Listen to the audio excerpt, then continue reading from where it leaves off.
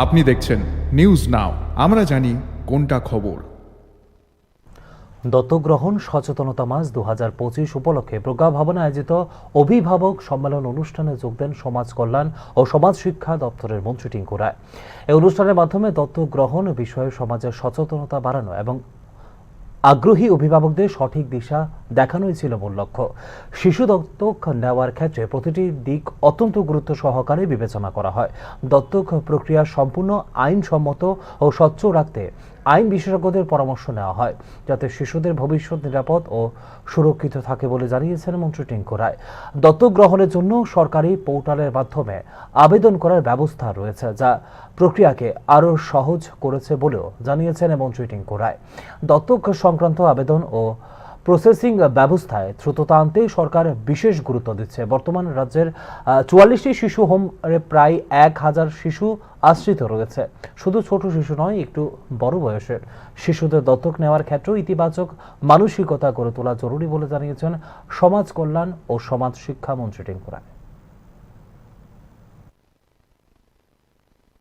একটু তো কঠিনই, যেহেতু একটা শিশুর ভবিষ্যৎ, তার সুরক্ষার বিষয়, তার মানে বড় হওয়ার বিষয়, তো সেই ক্ষেত্রে কোনো গাফিলতি বা ছোট কোনো ত্রুটি যেন না থাকে, তার জন্য একটু স্ট্রিক্ট তো রয়েছে, এগুলোকে মেনটেন করেই দিতে হয়। আর এরপরেও আমাদের যে হোমগুলো আছে সেখানেও তাদের সুরক্ষা, তাদের পড়াশোনা, তাদের স্বাস্থ্য, সেগুলোও যেন সুনিশ্চিত হয়। কারণ আগামী যে আমরা ভবিষ্যৎ বলি, শিশুরাই আগামী দিনে ভবিষ্যৎ, তাদেরকে নিয়ে কোনো ধরনের যেন কোনো ত্রুটি না থাকে, সেগুলো নিয়েই আমরা যারা অ্যাডভোকেটরা লিগ্যাল বিষয়গুলো দেখেন তারাও থাকেন, তারাও এগুলো নিয়ে সচেতন করেন সবাইকে।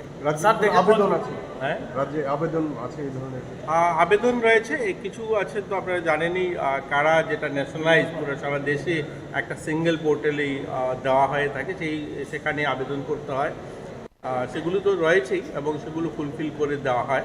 এছাড়াও আমাদের এখানে যে হোমগুলো আছে, যারা মা বাবা নেই এরকম বাচ্চাও আছে, বা সিঙ্গেল প্যারেন্টস যারা লালন পালন করতে পারছে না, অবহেলিত বাচ্চা, তারাও আমাদের হোমে থাকেন।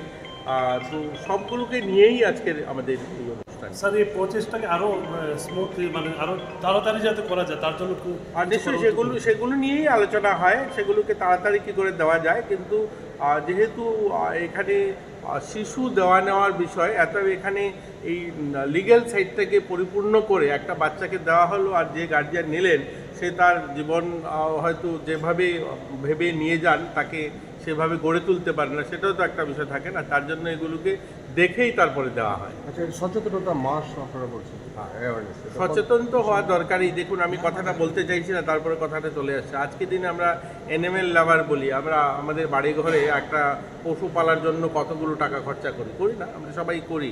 কিন্তু সেই ক্ষেত্রে আমরা মানুষকে যদি দেখি, হাজারো বাচ্চা আছে আমাদের রাজ্যে, কিন্তু 1000-এরও কাছাকাছি বাচ্চা হোমে থাকে, যারা হয়তো বাবা নেই বা কারো একদম অবহেলিত বা রাস্তা থেকে কুড়িয়ে পাওয়া, এরকম কিন্তু হাজারো বাচ্চা যারা হোমে থাকে।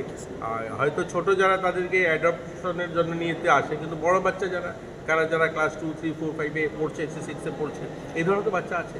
এদেরকেও তো সাহায্য করতে পারে মানুষ, এদেরকেও তো নিতে পারে, এদেরকেও তো অ্যাডপ্ট করতে পারে, এদের লালন